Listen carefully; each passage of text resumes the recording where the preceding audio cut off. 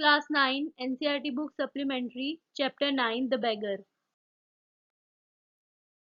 Hello everyone, आज हम supplementary का लास्ट चैप्टर करेंगे द बेगर।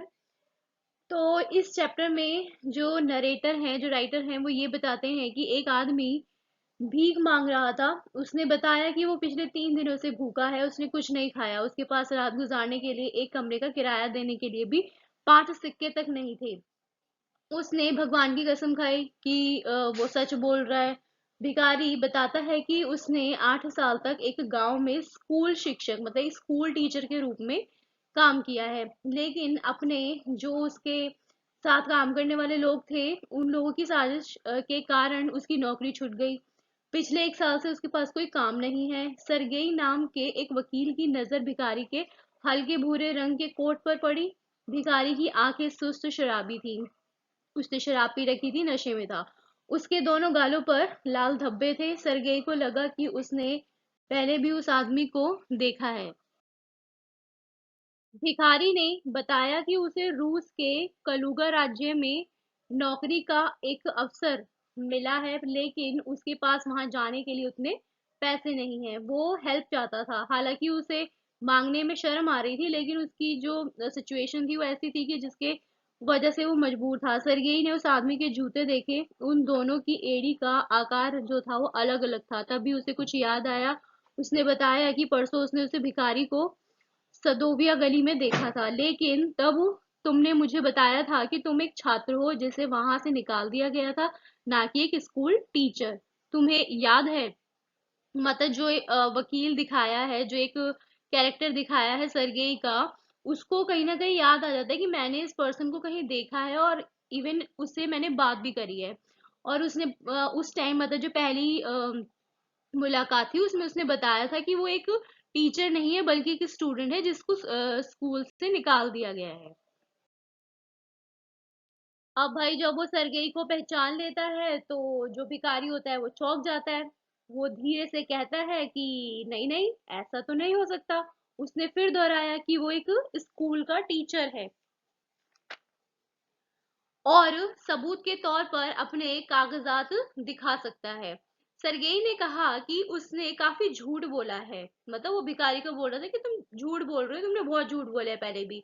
सरगेई ने कहा कि तुम ही ने मुझे बताया था कि तुम एक स्टूडेंट हो, और अपने संस्थान से मतलब जहाँ तुम पढ़ते हो वहां से निकाले जाने के कारण वहां से तुम्हें क्यों निकाल दिया था, तुमने ये भी मुझे बताया था। अब जो सरगेई था उसको गुस्सा आ गया। उसने भिखारी से थोड़ा पीछे मतलब जहां वो खड़े थे वहां से वो पीछे हटा और चिल्लाया, कहा कि तुम धोखेबाज हो और मैं तुम्हें पुलिस के हवाले कर दूंगा। उस आदमी ने अपने दिल पर हाथ रखकर कहा कि महोदय, सच तो ये है कि मैं ना तो एक छात्र हूँ और ना ही एक स्कूल टीचर हूँ। मैंने झूठ बोला था। अब जैसे ही सरगेई ने पुलिस का नाम लिया तो उसने सच सच बता दिया कि महोदय, मैं ना तो एक स्टूडेंट हूँ ना ही एक स्कूल टीचर हूँ, मैंने झूठ बोला था। मैं एक रूसी मंडली में गाना गाता था और नशे के कारण मुझे वहां से निकाल दिया गया था, लेकिन मैं और क्या करता। वो कहता है कि अगर सच बोलता तो कोई भी मुझे भीख नहीं देता।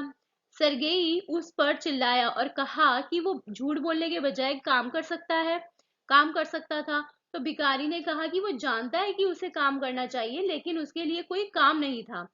सरगेई ने पूछा कि क्या वो उसके लिए लकड़ी काटेगा। मतलब सरगेई ने ऑफर दिया कि क्या तुम मेरे लिए लकड़ी काटोगे। तो भिखारी लकड़ी काटना चाहता था, लेकिन उसने कहा कि जो कुशल लकड़ी काटने वाले हैं, मतलब जो जानते हैं लकड़ी काटना, जो अच्छे हैं इस काम में, उन्हीं के ही पास काम नहीं है, तो मुझे काम कौन देगा। तो सरगेई ने उसे काम की पेशकश दी, मतलब उसे ऑफर दिया कि तो भिखारी ने जवाब दिया कि वो उसके लिए लकड़ी काट देगा। तभी सरगेई ने कहा कि जल्द ही तुम्हारा काम देखा जाएगा, मतलब तुम कैसा काम करते हो पता चल जाएगा उसका। तो वो हाथ मलते हुए गया और अपने रसोई ओल्गा को बुलाया। उसने ओल्गा से उस आदमी को ले जाने और उससे लकड़ी कटवाने को कहा। अब जो भिखारी था वो बिल्कुल स्केयर काउ जैसा दिखता था, ठीक है।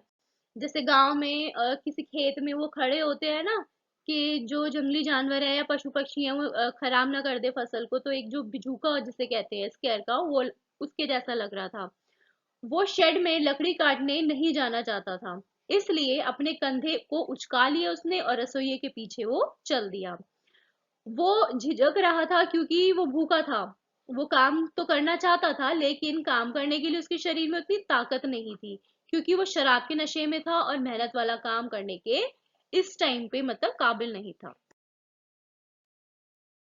सर्गेई जल्दी से भोजन कक्ष में चला गया। वहां की खिड़की से लकड़ी का जो शेड था ना, मतलब जहाँ पे लकड़ी काटने का एक जैसे रूम जैसा था, तो वहां से और आंगन में होने वाली हर चीज देखी जा सकती थी। ठीक है, किचन की विंडो से।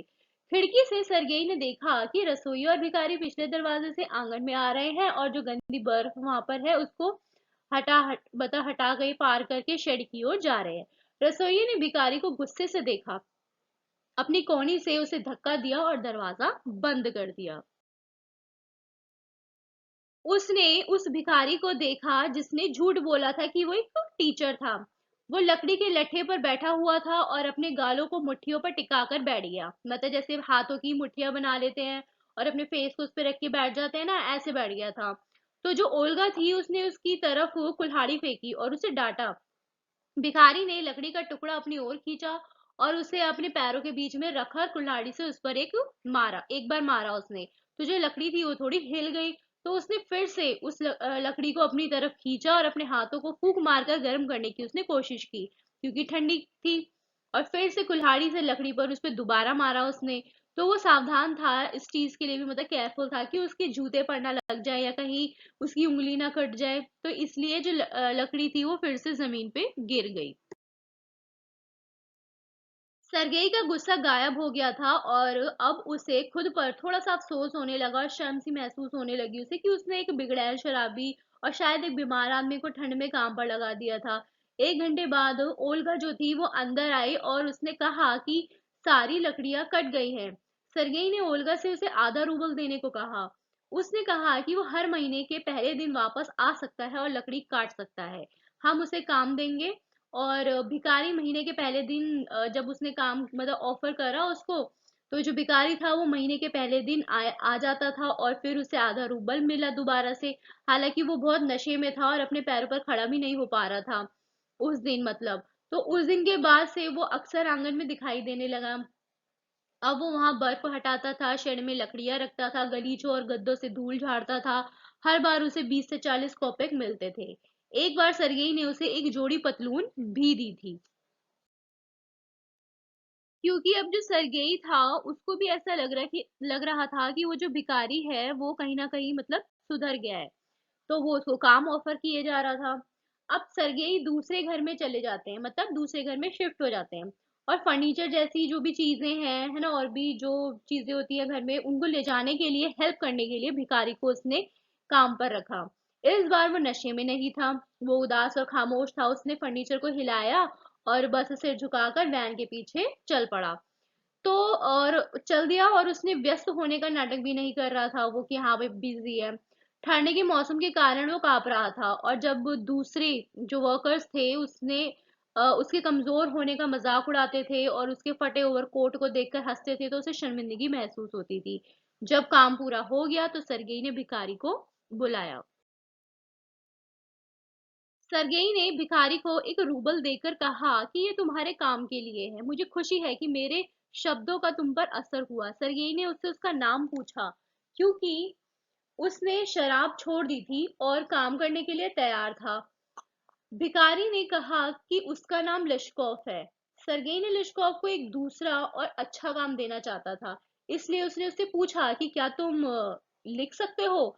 तो लिशकॉफ ने कहा कि हाँ मैं लिख सकता हूँ। सरगेई ने उसे अपने एक दोस्त को देने के लिए पत्र दिया और कहा कि इसे मेरे एक मित्र के पास ले जाना और तुम्हें इसकी कुछ मतलब कॉपीज दे दी जाएंगी।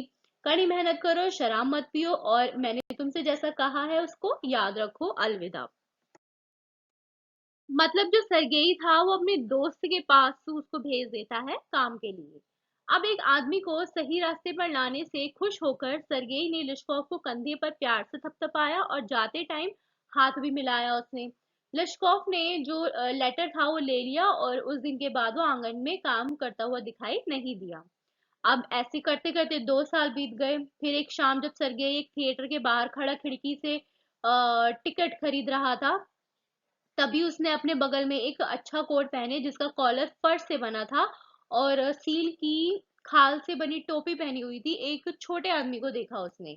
उस छोटे व्यक्ति ने डरते हुए विक्रेता मतलब जो टिकट बेच रहा था उससे गैलरी सीट मांगी और इसके लिए तांबे के सिक्कों में उसने मतलब पेमेंट करी। उसे देखकर सरगेई चिल्लाया और कहा, लश्कोव क्या ये तुम हो? उसे देखकर वो पहचान गया और कहा कि तुम कैसे हो, तुम क्या कर रहे हो, तुम्हारा सब काम कैसा चल रहा है? लश्कोव ने जवाब दिया कि वह ठीक है और नोटरी के रूप में काम कर रहा है, उसे हर महीने 35 रूबल मिलते हैं। सर्गेई ये सुनकर बहुत खुश हुआ उसको और उसने भिखारी को सुधारने के लिए भगवान को धन्यवाद किया।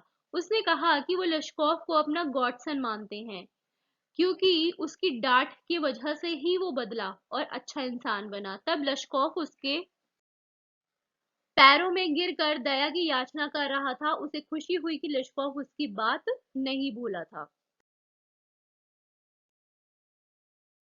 लश्कोव ने उसे भी थैंक यू कहा सरगेई को और साथ ही साथ उसने ये भी कहा कि अगर उस दिन वो सरगेई से नहीं मिला होता तो अभी भी झूठ बोल रहा होता और भीख मांग रहा होता। वो सरगेई की मदद से ही उस झूठ के गड्ढे से बाहर आ पाया है, इसके लिए वो खुश है। लश्कोव ने कहा कि मैं आपका और आपके रसोइये का आभारी हूँ। वो एक नेक महिला थी। अब जो सर्गेई की रसोइया थी वो कौन थी? ओल्गा। वो एक लेडी लेडी थी, ठीक है, फीमेल थी।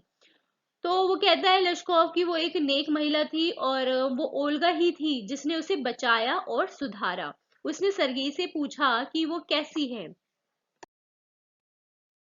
अब यहाँ पे क्या नया ट्विस्ट आता है जो सच बताता है वो लश्कोव की वो एक्चुअल में मतलब उसका जो माइंड चेंज हुआ और वो एक बुरे इंसान से अच्छा इंसान बन गया, वो एक्चुअल में किसकी वजह से था? उस रसोई ओल्गा की वजह से जो एक लेडी थी।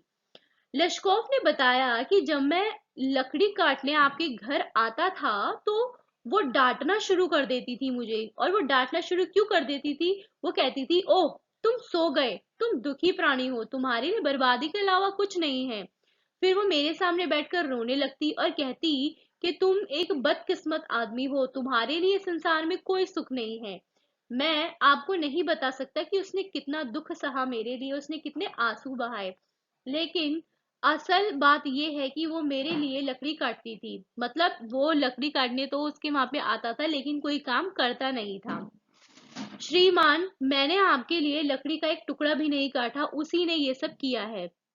उसने मुझे क्यों बचाया, मैं क्यों बदल गया, मैंने उसे देखते ही शराब पीना क्यों बंद कर दिया, यह मैं नहीं बता सकता। मैं सिर्फ इतना जानता हूँ कि उनकी बातों और नेक काम की वजह से मेरा दिल बदल गया, उसने मुझे सही किया और ये मैं कभी नहीं भूलूंगा। तभी वहां घंटी बजती है, तभी लिशकॉफ उसे प्रणाम करके थिएटर की गैलरी की ओर चला जाता है।